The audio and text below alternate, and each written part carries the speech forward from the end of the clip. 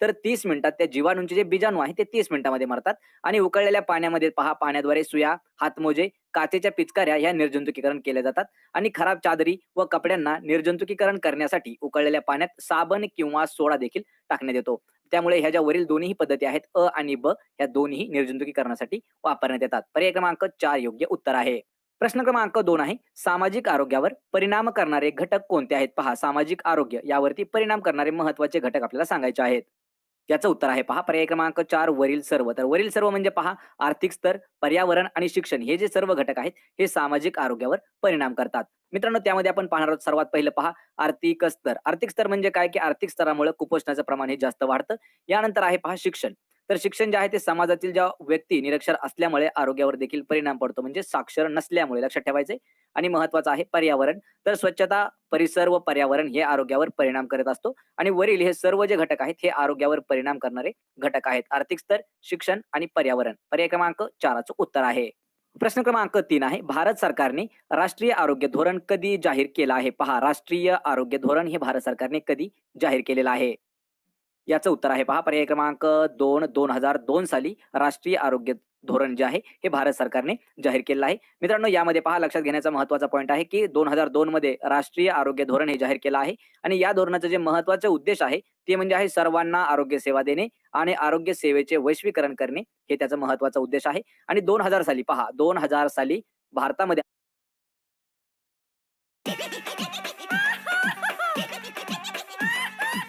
मैं अर्चना जी के साथ कैसे फ्लिपकार्ट पे थी।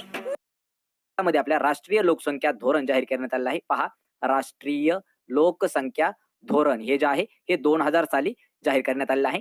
यामध्ये आपण कम्युनिटीमध्ये एक प्रश्न देखील विचारला होता, त्याचा भरपूर विद्यार्थ्यांनी चुकीचं उत्तर दिलेलं आहे. त्याचं उत्तर असणार होतं पहा 2000 साली राष्ट्रीय लोकसंख्या धोरण. आणि राष्ट्रीय आरोग्य धोरण 2002 साली. पर्याय क्रमांक 2 अचूक उत्तर आहे.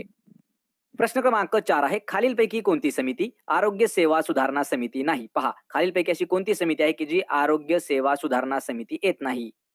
याचं उत्तर आहे पहा पर्याय क्रमांक 1 केळकर समिती ही जी आहे ही आरोग्य सेवा सुधारणा समितीमध्ये येत नाही. यामध्ये करतार सिंग समिती, मुदलियार समिती आणि मुखर्जी समिती या तीनही समित्या आरोग्य सेवा सुधारणाविषयी आहेत. तर त्यामधली पहा आपण पाहणार आहोत पहिली मुदलियार समिती.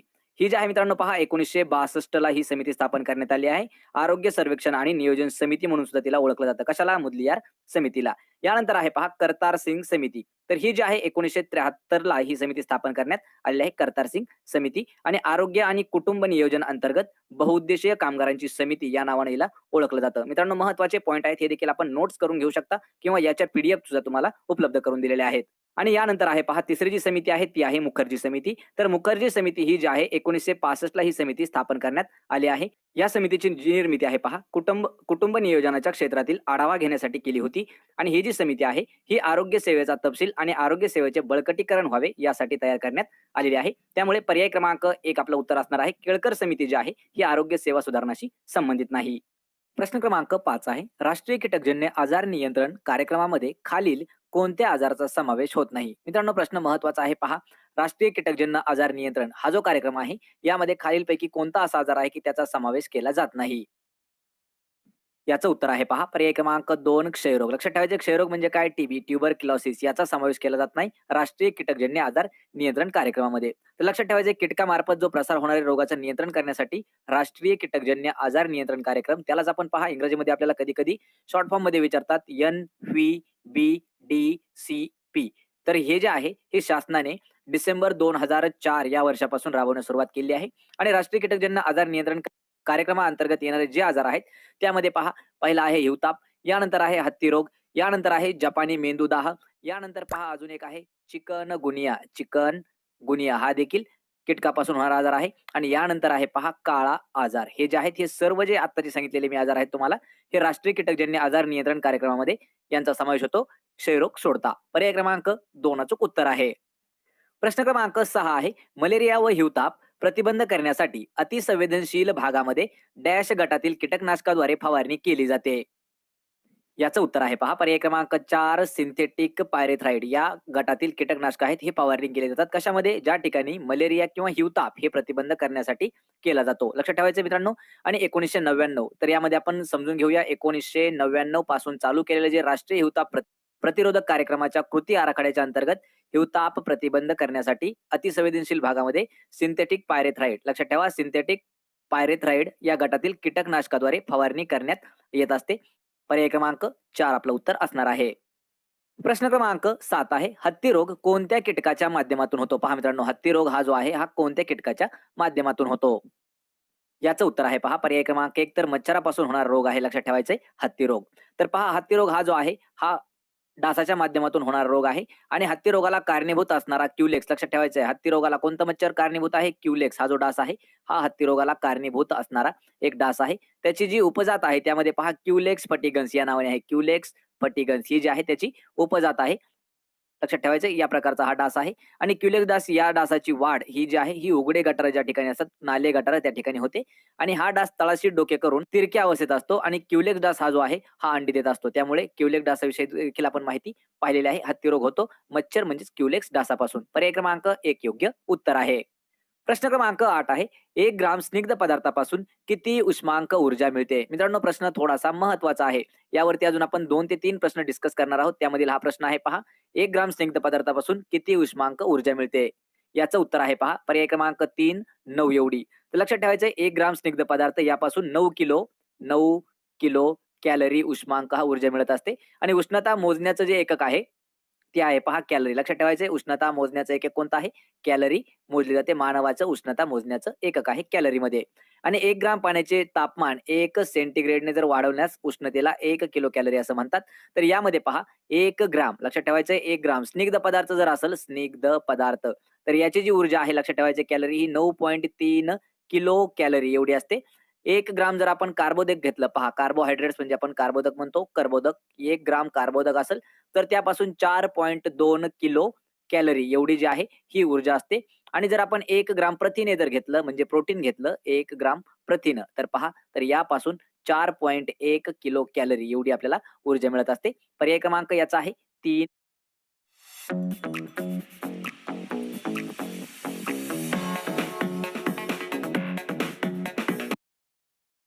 3 योग्य उत्तर आहे 9. प्रश्न क्रमांक 9 आहे, दैनंदिन आहारात फॉस्फरसच्या त्रुटीमुळे हा विकार संभवतो. पहा मित्रांनो महत्वाचा प्रश्न आहे, फॉस्फरसच्या त्रुटीमुळे संभवणारा विकार किंवा आजार कोणता आहे? याचं उत्तर आहे पहा पर्याय क्रमांक 3 तर वाढ खुंटणे हा जो आजार आहे हा फॉस्फरसच्या त्रुटीमुळे होणारा एक आजार आहे. पर्याय क्रमांक 3 वाढ खुंटणे. प्रश्न क्रमांक 10 आहे, अणुबॉम्बचा स्फोट करण्यासाठी डॅश शृंखला अभिक्रिया वापरतात. पहा अणुबॉम्बचा जर स्फोट करायचा असेल तर कोणत्या प्रकारची एक साखळी वापरली जाते? त्या साखळी अभिक्रिया वापरली जाते. याचं उत्तर आहे पहा पर्याय क्रमांक 2 अनियंत्रित शृंखला अभिक्रिया ही वापरली जाते अणुबॉम्बचा स्फोट करण्यासाठी. पर्याय क्रमांक 2 अचूक उत्तर आहे. आणि मित्रांनो हा प्रश्न आपल्याला एक वेळा विचारण्यात आलेला आहे, महत्वाचा प्रश्न आहे. प्रश्न क्रमांक 11 आहे, महाराष्ट्राची प्रशासकीय राजधानी आणि देशाची आर्थिक राजधानी म्हणून कोणत्या शहराला ओळखले जाते? पहा मित्रांनो 2 प्रश्न एकाच वेळी घेण्यात आलेले आहेत. प्रश्न महत्वाचा आहे. पहिला प्रश्न होतो महाराष्ट्राची प्रशासकीय राजधानी, त्याचबरोबर आपल्याला पहा दुसरा प्रश्न होतो देशाची आर्थिक राजधानी असं कोणतं शहर आहे?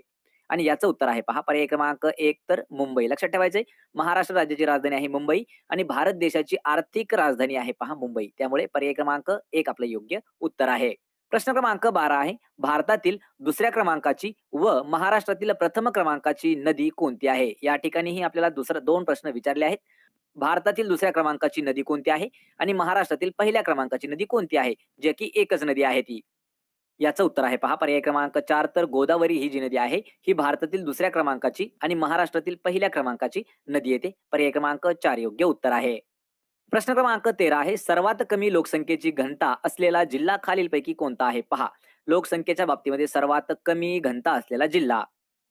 याचं उत्तर आहे पहा पर्याय क्रमांक 3 गडचिरोली हा जो जिल्हा आहे हा सर्वात कमी लोकसंख्येची घनता असलेला जिल्हा आहे. पर्याय क्रमांक 3 आपलं उत्तर आहे. आणि मित्रांनो हा जो प्रश्न आहे पहा हा प्रश्न आपल्याला विचारला होता यवतमाळ पोलीस भरतीसाठी, त्यामुळे हा प्रश्न इम्पॉर्टंट प्रश्न आहे, लक्षात ठेवायचे महत्वाचा प्रश्न होता. प्रश्न क्रमांक 14 आहे, ईशान्य भारतात केला जाणारा स्थलांतरित शेतीचा प्रकार कोणता आहे? पहा ईशान्य भागामध्ये एक स्थलांतरित शेतीचा प्रकार केला जातो, तो कोणता आहे? याचं उत्तर आहे पहा पर्याय क्रमांक 1 तर झूम हा जो शेतीचा प्रकार आहे, लक्षात ठेवायचंय हा ईशान्य भारतामध्ये केला जाणारा एक प्रकार आहे आणि हा जो प्रकार आहे हा स्थलांतरित शेतीचा प्रकार आहे झूम. लक्षात ठेवायचे महत्वाचा प्रश्न आहे. प्रश्न क्रमांक 15 आहे, 1870 मध्ये स्थापन झालेल्या सार्वजनिक सभेशी संबंधित व्यक्ती खालीलपैकी कोण आहे? याचं उत्तर आहे पहा पर्याय क्रमांक 3 सार्वजनिक काका. हे जे आहेत हे 1870 मध्ये स्थापन झालेली सार्वजनिक सभेशी संबंधित असणारी व्यक्ती आहेत. पर्याय क्रमांक 3 सार्वजनिक काका. प्रश्न क्रमांक 16 आहे. पाकिस्तान या स्वतंत्र राष्ट्रासाठी द्विराष्ट्र सिद्धांत कोणी मांडला आहे? पहा, पाकिस्तान याला स्वतंत्र राष्ट्र ठरवण्यासाठी एक द्विराष्ट्र सिद्धांत मांडला गेला, तर तो कोणी मांडलेला आहे? याचं उत्तर आहे पहा पर्याय क्रमांक 2 बॅरिस्टर जिन्ना यांनी द्विराष्ट्र सिद्धांत मांडला होता, जे की पाकिस्तानाला एक वेगळं राष्ट्र घोषित करण्यात यावा यासाठी हा सिद्धांत होता. पर्याय क्रमांक 2 कोणी मांडला होता? बॅरिस्टर जिन्ना यांनी. प्रश्न क्रमांक 17 आहे. नगराध्यक्ष आपला राजीनामा कोणाकडे सादर करतात? पहा मित्रांनो, हा देखील प्रश्न महत्त्वाचा आहे. तर जे नगराध्यक्ष असतात ते आपला राजीनामा कोणाकडे सोपवतात? याचं उत्तर आहे पर्याय क्रमांक 3 जिल्हाधिकाऱ्याकडे नगराध्यक्ष आपला राजीनामा हे देत असतात. पर्याय क्रमांक 3 जिल्हाधिकारी म्हणजेच लक्षात ठेवा कलेक्टरकडे आपला राजीनामा सादर करतात. प्रश्न क्रमांक 18 आहे. ऊर्जेचा राखीव साठा म्हणून कोणास ओळखले जाते? पहा, ऊर्जेचा राखीव साठा. उत्तर आहे पर्याय क्रमांक 4 मेदाला म्हणतात पहा ऊर्जेचा राखीव साठा. पर्याय क्रमांक 4 अचूक उत्तर आहे मेद. प्रश्न क्रमांक 19 आहे. फ्लेम ट्री असे कोणाला संबोधले जाते? पहा, फ्लेम ट्री असं कोणास म्हणतात? याचं उत्तर आहे पर्याय क्रमांक 1 तर गुलमोहराला म्हटलं जातं पहा फ्लेम ट्री. पर्याय क्रमांक 1. प्रश्न क्रमांक 20 आहे. बलाचे एमकेएस पद्धतीमधील एकक कोणते आहे? मित्रांनो, हे जे काही महत्त्वाचे प्रश्न आहेत पहा, हे एक प्रकारे वन लाइनर प्रश्न आहेत आणि आपण वन लाइनर प्रश्न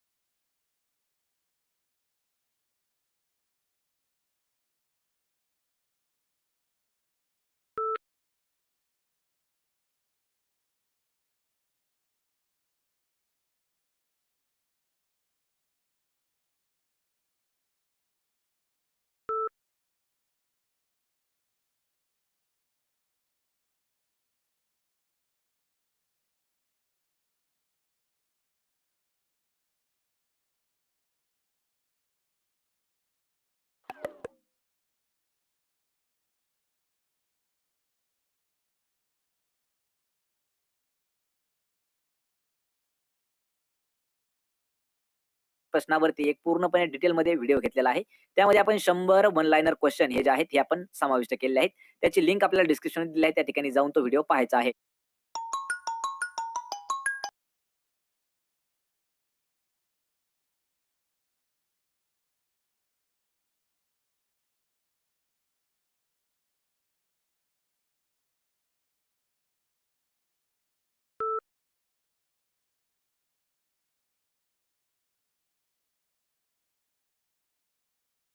आहे.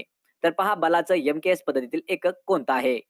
उत्तर आहे पर्याय क्रमांक 4 न्यूटन हे जे आहे हे बलाचं म्हणजे फोर्स. पहा फोर्स म्हणजे बलाचं एम-के-एस पद्धतीमधील एकक आहे न्यूटन. प्रश्न क्रमांक 21 आहे कोणती महिला पॅरिस मॅरेथॉन 2021 स्पर्धेची विजेता ठरलेली आहे? पहा मित्रांनो 21 ते 26 हे जे काही प्रश्न असणार आहेत हे आपण पूर्णपणे करंट अफेअर 2021 वर पाहणार आहोत. याचं उत्तर आहे पहा पर्याय क्रमांक 3 टिजिस्ट मेमुए ही जी आहे महिला ही पॅरिस मॅरेथॉन 2021 या स्पर्धेची विजेता ठरलेली आहे. टिजिस्ट मेमुए पर्याय क्रमांक 3 योग्य उत्तर आहे. प्रश्न क्रमांक 22 आहे कोणत्या राज्याचे नाव अंदमान आणि निकोबार बेटे येथील हॅरिएट पर्वताला देण्यात आलेले आहे? पहा खालीलपैकी असं कोणतं राज्य आहे की त्या राज्याचं नाव अंदमान निकोबार बेटामधील एक हॅरिएट नावाचं पर्वत आहे त्याला दिलेलं आहे? उत्तर आहे पर्याय क्रमांक 2 तर मणिपूर राज्य. प्रश्न क्रमांक 23 आहे कोणती व्यक्ती अंतराळाचा प्रवास करणारी जगातील सर्वात वयोवृद्ध व्यक्ती ठरलेली आहे? मित्रांनो हा प्रश्न महत्त्वाचा ठरणार आहे. पहा खालीलपैकी अशी कोणती व्यक्ती आहे की त्यांनी अंतराळाचा प्रवास करणारं जगातील सर्वात वयोवृद्ध व्यक्ती ठरलेली आहे? म्हणजे सर्वात जास्त वयाची व्यक्ती कोणती आहे की ज्याने स्पेसचा प्रवास केला आहे? उत्तर आहे पर्याय क्रमांक 2 विल्यम शाटनर. पहा विल्यम शाटनर हे जे आहेत हे जगातील अशी एक व्यक्ती आहे की त्यांनी सर्वात जास्त वय असताना म्हणजे सर्वात जास्त वयाची व्यक्ती ठरली आहे की त्यांनी अंतराळामध्ये प्रवास केलेला आहे. पर्याय क्रमांक 2 विल्यम शाटनर. प्रश्न क्रमांक 24 आहे कोणत्या शहरात राष्ट्रीय भूभौतिक संशोधन संस्था आहे? पहा भूभौतिकी संशोधन संस्था कोणत्या शहरात आहे? याचं उत्तर आहे पर्याय क्रमांक 4 तर हैदराबाद या शहरामध्ये आहे राष्ट्रीय भूभौतिकी संशोधन संस्था. आणि हैदराबाद हे जे आहे पहा हे तेलंगणा राज्यामध्ये येतं. तेलंगणाची राजधानी आहे हैदराबाद. प्रश्न क्रमांक 25 आहे हिंदू व मुसलमान हे भारत वधूचे 2 नेत्र आहेत असं कोणी संबोधलं होतं? पहा हिंदू आणि मुसलमान हे जे आहेत हे भारत आपला जो देश आहे म्हणजे भारत वधूचे 2 नेत्र म्हणजे डोळे आहेत असं कोणी विधान म्हटलेलं आहे? याचं उत्तर आहे पहा पर्याय क्रमांक 2 सर सय्यद अहमद खान यांनी म्हटलेलं आहे की हिंदू आणि मुसलमान हे भारत वधूचे 2 नेत्र आहेत. पर्याय क्रमांक 2 अचूक उत्तर आहे. प्रश्न क्रमांक 26 आहे इंडिया डिवायडेड हे पुस्तक खालीलपैकी कोणी लिहिलेलं आहे? पहा इंडिया डिवायडेड हे पुस्तकाचे लेखक आपल्याला सांगायचे आहेत. याचं उत्तर आहे पर्याय क्रमांक 3 डॉक्टर राजेंद्र प्रसाद हे जे आहेत हे इंडिया डिवायडेड या पुस्तकाचे लेखक आहेत. आणि डॉक्टर राजेंद्र प्रसाद हे जे आहेत पहा हे आपल्या भारताचे पहिले राष्ट्रपती देखील आहेत. महत्वाचा प्रश्न आहे हा देखील. भारताचे पहिले राष्ट्रपती डॉक्टर राजेंद्र प्रसाद. पर्याय क्रमांक 3 आपलं योग्य उत्तर आहे.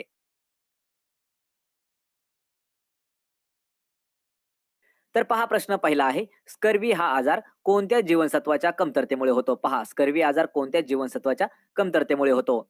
आपल्याला जर प्रश्नाचं उत्तर येत असेल तर 3 ते 5 सेकंदामध्ये प्रश्नाचं उत्तर कमेंट करून द्यायचं आहे. याचं उत्तर आहे पहा पर्याय क्रमांक 3 जीवनसत्व क. पहा व्हिटॅमिन सी लक्षात ठेवा व्हिटॅमिन सी च्या कमतरतेमुळे होणारा आजार आहे पहा स्कर्वी. आणि या रोगामध्ये हिरड्यामधून रक्त येत असतं. जे सांधे आहेत ते सांधे सुजतात किंवा दुखतात किंवा ज्या जखमा झालेल्या असतात त्या जखमा लवकर भरत नाहीत. त्यांचा रक्तक्षय होत असतो.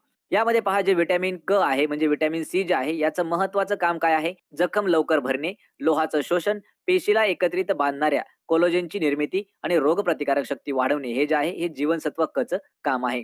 आणि याचा जो स्रोत आहे म्हणजे असा खालीलपैकी काय काय फळं आहेत किंवा काय काय असे घटक आहेत की त्यामधून आपल्याला व्हिटॅमिन सी हे भेटत असतं. तर पहा यामध्ये जेवढे काही आंबट फळं असतात त्यामध्ये आवळा, पेरू लक्षात घ्या आवळा, यानंतर आहे पहा पेरू, तसेच आहे संत्रा आणि मोड आलेले जेवढे काही धान्य आहेत त्यामधून आपल्याला व्हिटॅमिन सी हे मिळत असतं. आणि आवळा या फळामधून सर्वात जास्त व्हिटॅमिन सी हे मिळत असतं. पर्याय क्रमांक 3 अचूक उत्तर आहे. प्रश्न क्रमांक 2 आहे मुर्दूस हा आजार कोणत्या जीवनसत्वाच्या कमतरतेमुळे होतो? पहा आपल्याला पहिल्यांदा झाला स्कर्वी, यानंतर आहे मुर्दूस. तर मुर्दूस जो आहे लक्षात ठेवायचं व्हिटॅमिन डी च्या म्हणजे जीवनसत्व ड च्या कमतरतेमुळे होणारा आजार आहे. त्यामुळे लक्षात ठेवायचं स्कर्वी सी च्या अभावी होतो आणि मुर्दूस हा जो आहे हा डी च्या अभावी होत असतो. तर पहा मुर्दूस हा आजार डी जीवनसत्वाच्या कमतरतेमुळे होतो. आणि या आजारामध्ये मुलाचं जे पोट आहे हे थोडंसं पुढं आलेलं दिसतं. हाडामध्ये मऊपणा येतो. जे हाताचे आणि पायाचे जे हाडे आहेत ते थोडेफार वागतात आणि शरीर वाढीवरती त्याचा दुष्परिणाम महत्वाने होतो. हा जो आजार आहे हा लहान मुलांमध्ये सर्वात जास्त आढळतो. आणि प्रौढामध्ये पहा जीवनसत्वाच्या कमतरतेमुळे ऑस्टिओमॅलेशिया हा आजार होत असतो. पहा नवीन एक आजार आहे जो की प्रौढामध्ये होतो. कोणता? ऑस्टिओमॅलेशिया हा जो आजार आहे हा जास्त प्रमाणात होतो. जीवनसत्व ड लक्षात ठेवायचंय आणि याचा जो महत्वाचा स्रोत आहे, सर्वात महत्वाचा स्रोत जो आहे व्हिटॅमिन डीचा, तर तो आहे पहा सकाळचं जे आहे कोवळं ऊन म्हणजे सूर्यप्रकाश. पर्याय क्रमांक 4 योग्य उत्तर आहे. प्रश्न क्रमांक 3 आहे, कुपोषण निर्मूलनाकरिता ग्रामबाल विकास केंद्र कोणत्या ठिकाणी भरतं?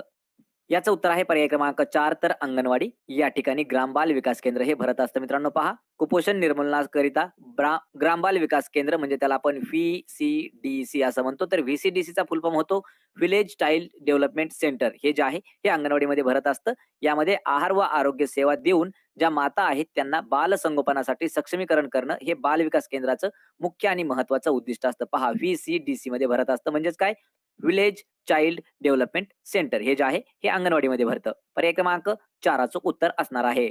प्रश्न क्रमांक 4 आहे, क्षयरोग हा संसर्गजन्य रोग असून मायक्रोबॅक्टेरियम ट्युबरक्युलोसिस या डॅशमुळे होतो. याचं उत्तर आहे पहा पर्याय क्रमांक 1 तर जीवाणू म्हणजे एक प्रकारे आपण त्याला बॅक्टेरिया असं म्हणतो, लक्षात ठेवायचे. तर क्षयरोग हा जो आहे हा संसर्गजन्य रोग असून मायक्रोबॅक्टेरियम ट्युबरक्युलोसिस या जीवाणूमुळे होतो आणि क्षयरोगाचे जे जीवाणू आहेत हे खोकल्यामुळे तुषार बिंदूच्या माध्यमातून तसेच दूषित धुलीकणाच्या माध्यमातून माणसाच्या शरीरामध्ये प्रवेश करत असतात आणि त्यामुळे पहा फुफ्फुसाचा क्षयरोग होत असतो. पर्याय क्रमांक 1 योग्य उत्तर असणार आहे. जीवाणूपासून होणारा रोग आहे क्षयरोग. पर्याय क्रमांक 1 उत्तर आहे. प्रश्न क्रमांक 5 आहे, डॉट्स औषध प्रणाली कोणत्या आजारामध्ये वापरली जाते? पहा मित्रांनो, महत्वाचा प्रश्न आहे. डॉट्स जी औषध प्रणाली आहे ही कोणत्या आजारामध्ये वापरतात? याचं उत्तर आहे पहा पर्याय क्रमांक 2 टीबी. पहा, ट्युबरक्युलोसिस लक्षात ठेवायचे. टीबी आजारामध्ये वापरण्यात येणारी औषध पद्धत आहे ती आहे डॉट्स.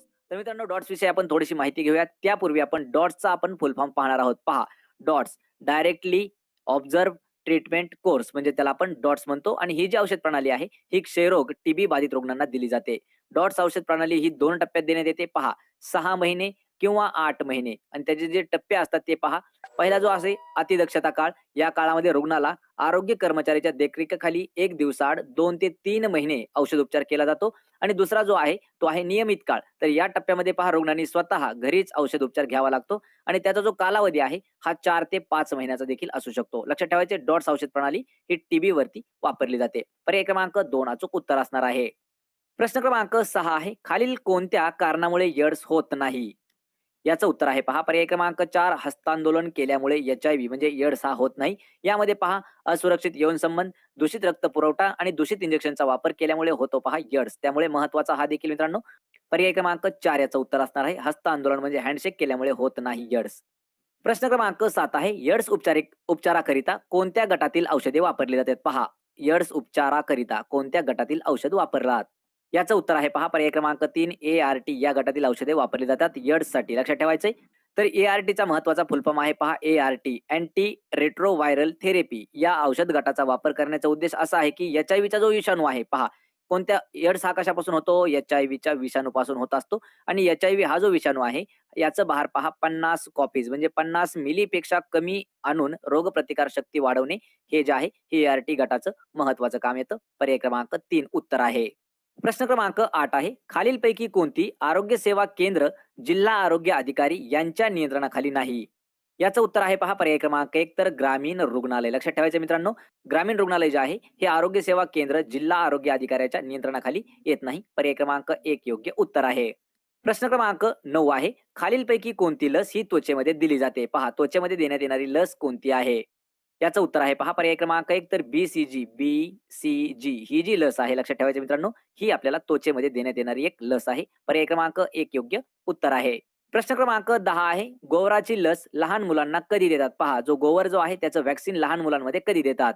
याचं उत्तर आहे पर्याय क्रमांक 3 9 ते 12 महिन्यामध्ये. पहा, लक्षात ठेवायचे 9 ते 12 महिन्यामध्ये लहान मुलांना गोवरची लस देण्यात येते आणि गोवर या रोगाविरुद्ध मातेकडून जी काही मिळालेली रोगप्रतिकार शक्ती आहे ही बाळाचे 9 महिन्यापर्यंत संरक्षण करते. म्हणून बाळाला गोवराची जी लस आहे ही 9 ते 12 महिन्यामध्ये द्यावी लागते. पर्याय क्रमांक 3 योग्य उत्तर आहे. प्रश्न क्रमांक 11 आहे, महाराष्ट्र राज्याची किती हवामान विभागामध्ये विभागणी झालेली आहे? पहा, महाराष्ट्र राज्याची किती हवामान विभागामध्ये विभागणी झालेली आहे?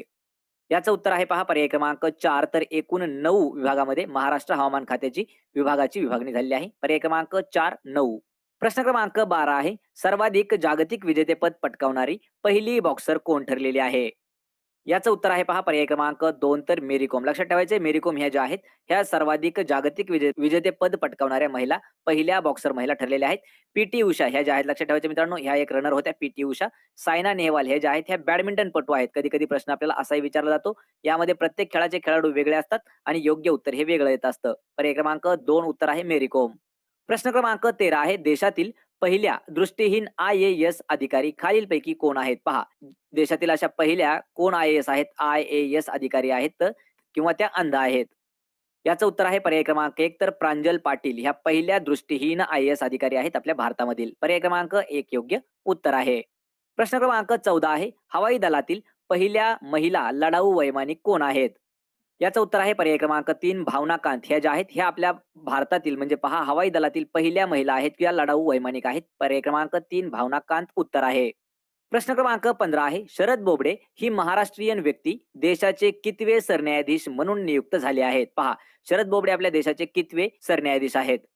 याचं उत्तर आहे पर्याय क्रमांक 2 तर 47वे सरन्यायाधीश आहेत शरद बोबडे. पर्याय क्रमांक 2 योग्य उत्तर आहे.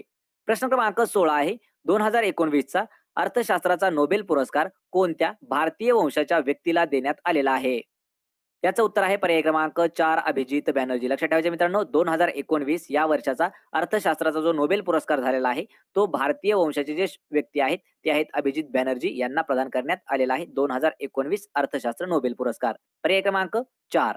प्रश्न क्रमांक 17 आहे महात्मा गांधींना महात्मा ही पदवी खालीलपैकी कोणी दिली आहे? याचं उत्तर आहे पहा पर्याय क्रमांक 3 तर रवींद्रनाथ टागोर यांनी महात्मा गांधीजींना महात्मा ही पदवी दिलेली आहे. पर्याय क्रमांक 3. प्रश्न क्रमांक 18 आहे ज्ञानपीठ पुरस्कार मिळविणारे पहिले महाराष्ट्रीयन व्यक्ती खालीलपैकी कोण आहेत? पहा ज्ञानपीठ पुरस्कार मिळवणारे पहिले महाराष्ट्रीयन व्यक्ती. याचं उत्तर आहे पहा पर्याय क्रमांक 1 वि.स. खांडेकर ही पहिली महाराष्ट्रातील अशी व्यक्ती आहे की त्यांना ज्ञानपीठ पुरस्कार प्रदान करण्यात आलेला आहे. पर्याय क्रमांक 1 योग्य उत्तर आहे. प्रश्न क्रमांक 19 आहे उस्मानाबाद हे शहर डॅश नदीच्या काठावरती वसलेलं आहे. पहा उस्मानाबाद शहर कोणत्या नदीच्या काठावरती आहे? याचं उत्तर आहे पर्याय क्रमांक 3 भोगावती जी नदी आहे या नदीच्या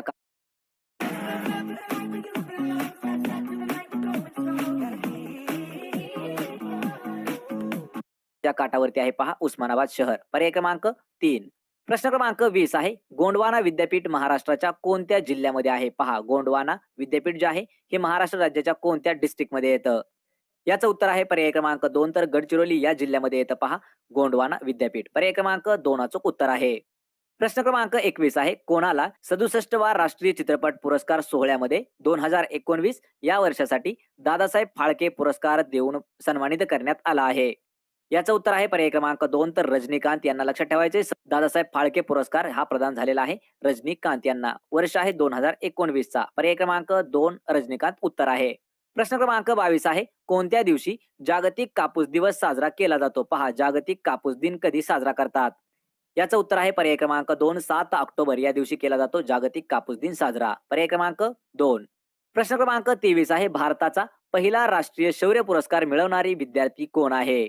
याचं उत्तर आहे पहा पर्याय क्रमांक 2 हरिचंद्रा मेहरा ही जी आहे ही भारतातील पहिली राष्ट्रीय शौर्य पुरस्कार मिळवणारी विद्यार्थी आहे. पर्याय क्रमांक 2 हरिचंद्र मेहरा. प्रश्न क्रमांक 24 आहे जागतिक मलेरिया दिन कोणत्या दिवशी साजरा केला जातो? पहा जागतिक मलेरिया दिन. याचं उत्तर आहे पर्याय क्रमांक 1 25 एप्रिल हा जो दिवस आहे हा जागतिक मलेरिया दिन म्हणून साजरा करतात. पर्याय क्रमांक 1 योग्य उत्तर आहे. प्रश्न क्रमांक 25 आहे भारत सेवक समाज कोणी स्थापन केला आहे? याचं उत्तर आहे पर्याय क्रमांक 1 गोपाळ कृष्ण गोखले यांनी भारत सेवक समाजाची स्थापना केलेली आहे. पर्याय क्रमांक 1 अचूक उत्तर आहे. प्रश्न क्रमांक 26 आहे मूलभूत कर्तव्यांचा समावेश घटनेत कोणत्या वर्षी करण्यात आलेला आहे? पहा मूलभूत कर्तव्य यांचा जो समावेश आहे हा कोणत्या वर्षी करण्यात आलेला आहे? उत्तर आहे पर्याय क्रमांक 4 1976. पहा 1976 या वर्षी मूलभूत कर्तव्यांचा जो समावेश आहे हा घटनेमध्ये करण्यात आलेला आहे. पर्याय क्रमांक 4 योग्य उत्तर आहे. तर पहा प्रश्न पहिला आहे दवाखान्यात संसर्गजन्य टाकाऊ वस्तू कोणत्या रंगाच्या भांड्यामध्ये टाकल्या जातात? मित्रांनो प्रश्नाचं उत्तर येत असेल तर 3 ते 5 सेकंदामध्ये कमेंट करून उत्तर द्यायचं आहे. एक प्रकारे आपलं मॉक टेस्ट म्हणजे आपलं रिव्हिजन देखील हे होणार आहे. याचं उत्तर आहे पहा पर्याय क्रमांक 2 तर लाल. लक्षात ठेवायचे दवाखान्यामध्ये ज्या संसर्गजन्य टाकाऊ वस्तू असतात ह्या लाल रंगाच्या भांड्यामध्ये किंवा बकेटमध्ये टाकल्या जातात. तर मित्रांनो यामध्ये पहा ज्या संसर्गजन्य टाकाऊ वस्तू आहेत ह्या लाल या पिशवीमध्ये किंवा लाल कलरच्या भांड्यामध्ये टाकल्या जातात. याचं उत्तर आहे पहा पर्याय क्रमांक 2 लाल. प्रश्न क्रमांक 2 आहे, खालीलपैकी कोणता आजार दूषित पाणी किंवा अन्नाद्वारे होत नाही?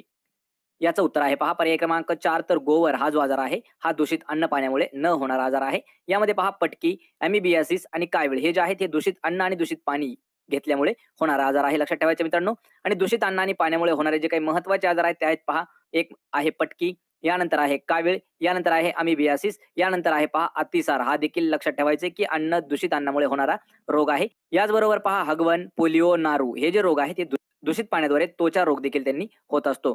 आणि गोवर हा जो आजार आहे लक्षात ठेवायचा आहे. गोवर आजार हा जो आहे हा पॅरामिक्झो या विषाणूमुळे होतो आणि या विषाणूचा जो प्रसार आहे हा रुग्णाच्या नाक व घशातील स्रावाच्या तुषारामुळे होत असतो. पर्याय क्रमांक 4 योग्य उत्तर आहे. प्रश्न क्रमांक 3 आहे, डेंग्यूचा आजार डासाच्या कोणत्या प्रजातीमुळे होतो? पहा. तर पहा डेंग्यूचा जो आजार आहे खालीलपैकी कोणत्या डासाच्या प्रजातीमुळे होतो? याचं उत्तर आहे पहा पर्याय क्रमांक 1 तर एडिस इजिप्ती. उत्तर आहे पहा पर्याय क्रमांक 1 फॉर्माल्डिहाइड हे जे आहे हे वायूद्वारे निर्जंतुकीकरण करण्यासाठी वापरलं जातं. लक्षात ठेवायचं मित्रांनो. यानंतरचा प्रश्न आहे प्रश्न क्रमांक 5, स्वाईन फ्लू कोणत्या विषाणूमुळे होतो? पहा स्वाईन फ्लू जो आहे तो कोणत्या विषाणूमुळे होतो? याचं उत्तर आहे पहा पर्याय क्रमांक 2 H1N1 या विषाणूमुळे होणारा रोग आहे पहा स्वाईन फ्लू. आणि हा जो रोग आहे हा संसर्गजन्य रोग आहे किंवा आजार आहे. तर या रोगाचे सर्वात प्रथम जे रुग्ण आहेत हे 18 मार्च पहा 18 मार्च 2009 या वर्षी मेक्सिको या देशामध्ये सापडले आहेत. आणि हा रोग प्रथम पहा डुकरामार्फत पसरला गेला होता. यानंतर आहे H5N1 पहा H5N1 हे जे आहे लक्षात ठेवायचंय हा बर्ड फ्लू आहे. कधी कधी आपल्याला प्रश्न विचारला जातो पहा हा जो आहे हा बर्ड फ्लू आहे H5N1. आणि हा जो विषाणूजन्य रोग आहे हा पक्ष्यामध्ये आढळणारा महत्वाचा रोग आहे. आणि 1997 मध्ये हाँगकाँग या ठिकाणी मानवात सुद्धा हा आजार आढळलेला आहे. आणि 2003 मध्ये आशिया खंडात सुद्धा हा रोग कोंबडी पालन केंद्रात सुद्धा झाला होता. त्यामुळे जे काही लाखो कोंबड्या आहेत या देखील मृत्यू पडल्या होत्या. पर्याय क्रमांक 2 याचं उत्तर आहे H1N1 हा जो आहे लक्षात ठेवायचे स्वाईन फ्लूचा विषाणू आहे. आणि H5N1 हा जो आहे हा बर्ड फ्लूचा विषाणू आहे. पर्याय क्रमांक 2 योग्य उत्तर आहे. प्रश्न क्रमांक 6 आहे, नवजात बालकांचे शरीराचे कमी होणारे तापमान याकरिता कोणत्या उपचारात्मक पद्धतीचा वापर केला जातो? याचं उत्तर आहे पहा पर्याय क्रमांक 1 कांगारू मदर केअर या पद्धतीचा वापर केला जातो नवजात बालकांच्या शरीराचं कमी होणारं तापमान याकरिता. प्रश्न क्रमांक 7 आहे, दक्षता प्रशिक्षण कशाकरिता दिले जाते? पहा दक्षता नावाचं जे प्रशिक्षण आहे किंवा ट्रेनिंग आहे हे कशाकरिता देण्यात येतं? याचं उत्तर आहे पहा पर्याय क्रमांक 4 प्रसूती दरम्यान घेण्याची काळजी याकरिता पहा दक्षता. लक्षात ठेवायचे दक्षता प्रशिक्षण म्हणजे ट्रेनिंग ही देण्यात येत असते. पर्याय क्रमांक 4 अचूक उत्तर आहे. प्रश्न क्रमांक 8 आहे, खालीलपैकी कोणत्या आजारातील सर्वेक्षणादरम्यान रक्त नमुना हा रात्रीच्या वेळेस घेणे योग्य ठरते? याचं उत्तर आहे पर्याय क्रमांक 4 हत्तीरोग. तर पहा मित्रांनो हत्तीरोग नियंत्रण शोध मोहिमेअंतर्गत हत्तीरोगाचं जास्त रुग्ण हे असणाऱ्या भागामध्ये व्यक्तीचं रक्त हे जे आहे काचपट्टीवर घेऊन मायक्रोफायलेरियाचे निरीक्षण केलं जातं. आणि हत्तीरोगाचा रक्त नमुना हे रात्री घेण्याचं कारण महत्वाचं कारण असं आहे की रात्री त्वचेच्या रक्तामध्ये मायक्रोफायलेरी हे सक्रिय व जास्त प्रमाणात असतात. त्यामुळे हत्तीरोगाच्या सर्वेक्षणामध्ये लक्षात ठेवायचे पेशंटचा जे रक्त नमुना आहे तो रात्रीच्या वेळी घेत असतात. पर्याय क्रमांक 4 अचूक उत्तर आहे. प्रश्न क्रमांक 9 आहे, खालीलपैकी कोणती आंतरराष्ट्रीय संस्था माता व बाल आरोग्य सुधारणाबाबत कार्य करते? याचं उत्तर आहे पहा पर्याय क्रमांक 3 तर युनिसेफ ही जी आंतरराष्ट्रीय संस्था आहे ही माता आणि बाल आरोग्य सुधारण्याबाबत ही कार्य करणारी एक महत्वाची संस्था आहे. पर्याय क्रमांक 3 आपलं योग्य उत्तर असणार आहे. आणि मित्रांनो लक्षात ठेवायचे की युनिसेफ ही जी आंतरराष्ट्रीय संस्था आहे माता आणि बाल आरोग्य सुधारणाबाबत कार्य करते. आणि या संघटनेची जी स्थापना आहे ही 1910 आहे. जननी शिशु सुरक्षा कार्यक्रमाची सुरुवात कधी झाली? उत्तर आहे पर्याय क्रमांक 1 जून 2011 या वर्षी पहा जननी शिशु सुरक्षा या कार्यक्रमाची सुरुवात झाली आहे. पर्याय क्रमांक 1 आपलं योग्य उत्तर आहे. तर मित्रांनो या कार्यक्रमाअंतर्गत शासकीय रुग्णालय ते घरापर्यंत मोफत वाहतूक सेवा देण्यात आलेली आहे. तसेच पहा महत्वाचं म्हणजे तपासण्या, रक्त संक्रमण आणि सिझेरियन यासारख्या सेवा देखील देण्यात आलेल्या आहेत. कधी आहे? जून 2011 पासून सुरुवात झालेली आहे. हा प्रश्न महत्वाचा प्रश्न आहे. प्रश्न क्रमांक 11 आहे, कोल्ह्याला द्राक्ष डॅश ही म्हण आपल्याला पूर्ण करायची आहे. तर पहा मित्रांनो ही जी म्हण आहे ही मराठीतील महत्वाची म्हण आहे. कोल्ह्याला द्राक्ष डॅश तर ही म्हण आपल्याला पूर्ण करायची आहे. कमेंट करून उत्तर देत राहायचं आहे. याचं उत्तर आहे पर्याय क्रमांक 2 तर आंबट. पहा कोल्ह्याला द्राक्ष जे आहेत ते आंबट अशा पद्धतीची म्हण आहे. जर आपल्याला मराठीतील ज्या काही महत्वाच्या म्हणी आहेत त्या जर पाहायच्या असतील तर लवकरच आपल्याला एक व्हिडिओची लिंक डिस्क्रिप्शन दिली जाईल. त्या ठिकाणी जाऊन आपण जवळपास 100 पेक्षा जास्त परीक्षेला वारंवार विचारल्या जाणाऱ्या म्हणी पाहू शकता. प्रश्न क्रमांक 12 आहे, महाबळेश्वर येथील पॉइंटमध्ये समुद्र सपाटीपासून सर्वात उंचावर कोणता पॉइंट आहे? याचं उत्तर आहे पर्याय क्रमांक 4 आर्थर सीट. हा जो पॉइंट आहे हा महाबळेश्वर या ठिकाणचा असा पॉइंट आहे की समुद्र सपाटीपासून तो सर्वात उंचावर असणारा पॉइंट आहे आर्थर सीट. पर्याय क्रमांक 4. प्रश्न क्रमांक 13 आहे, कोणत्या प्रोजेक्ट अंतर्गत महाराष्ट्र शासन 28,000 ग्रामपंचायती डिजिटल करत आहे? याचं उत्तर आहे पहा पर्याय क्रमांक 3 महानेट. ही जी एक महानेट हा जो एक प्रकल्प आहे किंवा प्रोजेक्ट आहे, या प्रोजेक्ट अंतर्गत महाराष्ट्र शासन पहा 28,000 ग्रामपंचायती ज्या आहेत ह्या डिजिटल करण्याचा प्रयत्न करत आहे. पर्याय क्रमांक 3 अचूक उत्तर आहे. प्रश्न क्रमांक 14 आहे, महाराष्ट्रास लागून कोणत्या राज्याची सीमा सर्वात लांब आहे? याचं उत्तर आहे पहा पर्याय क्रमांक 2 तर मध्य प्रदेश या राज्याची जी बॉर्डर आहे ही महाराष्ट्राला लागून असणारी सर्वात लांब सीमा आहे. पर्याय क्रमांक 2 योग्य उत्तर आहे. प्रश्न क्रमांक 15 आहे, दृष्टीपटलातील कोणत्या पेशींमुळे रंगाचं ज्ञान होतं? याचं उत्तर आहे पर्याय क्रमांक 3 तर शंकू या नावाची एक पेशी आहे. यामुळे पहा दृष्टीपटलातील शंकू या नावाची पेशी आहे. यामुळे आपल्याला रंगाचं ज्ञान होत असतं. पर्याय क्रमांक 3 अचूक उत्तर आहे. प्रश्न क्रमांक 16 आहे, गोदावरी नदी महाराष्ट्रातील कोणत्या जिल्ह्यातून वाहत नाही? याचं उत्तर आहे पहा पर्याय क्रमांक 1 तर लातूर या जिल्ह्यामधून गोदावरी नदी ही वाहत नाही. यामध्ये पहा नांदेड, परभणी आणि बीड या तीनही जिल्ह्यामधून वाहते गोदावरी नदी, लातूरमधून वाहत नाही. पर्याय क्रमांक 1 योग्य उत्तर आहे. प्रश्न क्रमांक 17 आहे, खालीलपैकी कोणास वैश्विक द्रावक म्हणून ओळखले जाते? पहा वैश्विक द्रावक असं कोणाला म्हणतात? याचं उत्तर आहे पर्याय क्रमांक 3 तर पाण्याला, म्हणजे पहा पाण्याचं रासायनिक नाव आहे H2O आणि पाण्याला वैश्विक द्रावक असं म्हटलं जातं. पर्याय क्रमांक 3 योग्य उत्तर आहे. प्रश्न क्रमांक 18 आहे, लिंबूवर्गीय वनस्पतीमध्ये किंवा फळामध्ये डॅश जीवनसत्व विपुल प्रमाणात आढळते? याचं उत्तर आहे पर्याय क्रमांक 3 जीवनसत्व क म्हणजेच पहा विटॅमिन सी. विटॅमिन सी हे जे आहे हे लिंबूवर्गीय फळामध्ये सर्वात जास्त आढळणारं जीवनसत्व आहे. पर्याय क्रमांक 3 योग्य उत्तर आहे. आणि आवळा हे जे फळ आहे पहा आवळा यामध्ये सर्वात जास्त विटॅमिन सी हे असतात. पर्याय क्रमांक 3. प्रश्न क्रमांक मराठीतील महत्वाचा प्रश्न आहे. याचं उत्तर आहे पर्याय क्रमांक 2 गुडघ्याला. पहा उतावळा नवरा गुडघ्याला बाशिंग ही जी म्हण आहे ही या ठिकाणी पूर्ण होत आहे गुडघ्याला बाशिंग. पर्याय क्रमांक 2. प्रश्न क्रमांक 20 आहे, लोकमान्य टिळकांनी पुणे या ठिकाणी सार्वजनिक गणेशोत्सव केव्हा चालू केला होता? याचं उत्तर आहे पर्याय क्रमांक 4 1893 या वर्षी पहा टिळकांनी पुणे या ठिकाणी सार्वजनिक गणेशोत्सव सुरू केलेला होता. पर्याय क्रमांक 4 योग्य उत्तर आहे 1893 या वर्षी. प्रश्न क्रमांक 21 आहे, महाराष्ट्राच्या राहीबाई पोपरे यांना कोणत्या क्षेत्रासाठी पद्मश्री पुरस्कार 2020 जाहीर झाला आहे? याचं उत्तर आहे पर्याय क्रमांक 4 इतर किंवा कृषी या क्षेत्रासाठी पद्मश्री पुरस्कार हा 2020 चा जाहीर झालेला आहे महाराष्ट्रातील राहीबाई पोपरे यांना. प्रश्न क्रमांक 22 आहे, जलसंपदा शालेय शिक्षण कामगार कल्याण हे जे खाते आहे हे कोणाकडे सोपवण्यात आलेले आहे? याचं उत्तर आहे पहा पर्याय क्रमांक 2 तर बच्चू कडू यांच्याकडे खाते सोपवण्यात आलेली आहे जलसंपदा शालेय शिक्षण कामगार कल्याण. पर्याय क्रमांक 2 योग्य उत्तर आहे.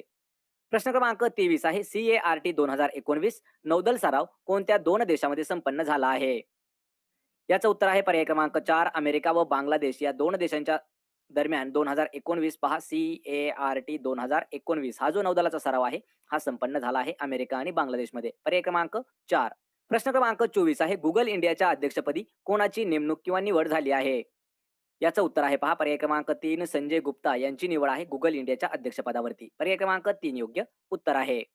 प्रश्न क्रमांक 25 आहे, पचन न झालेल्या अन्नपदार्थाचे अभिपोषण खालीलपैकी कोणत्या अवयवामध्ये होते? याचं उत्तर आहे पर्याय क्रमांक 3 तर लहान आतड्यामध्ये. लक्षात ठेवायचे पचन न झालेल्या म्हणजे अपचन राहिलेल्या अन्नपदार्थाचं अभिपोषण केलं जातं लहान आतड्यामध्ये. पर्याय क्रमांक 3 अचूक उत्तर आहे. प्रश्न क्रमांक 26 आहे, 24 तासापेक्षा जास्त काळासाठी हातपाय लुळे पडणाऱ्या आजाराला काय म्हटलं जातं? उत्तर आहे पर्याय क्रमांक 4 तर मज्जाघात असं म्हणतात. काय मज्जाघात म्हणजे काय आहे? 24 तासापेक्षा जास्त काळासाठी जे हातपाय आहेत हे लुळे पडतात असा जो आजार आहे तो आहे मज्जाघात. पर्याय क्रमांक 4. पहा 26 जनरल नॉलेजचे प्रश्न. आपल्याला 26 प्रश्नापैकी किती प्रश्नाचं उत्तर देता आलं हे मला कमेंट करून नक्की सांगायचं आहे. आणि जर आपल्याला व्हिडिओ आवडत असतील तर लगेच आपल्या व्हिडिओला लाईक करा, मित्रांमध्ये शेअर करा आणि मराठी नोकरी YouTube चॅनलला सबस्क्राईब करा.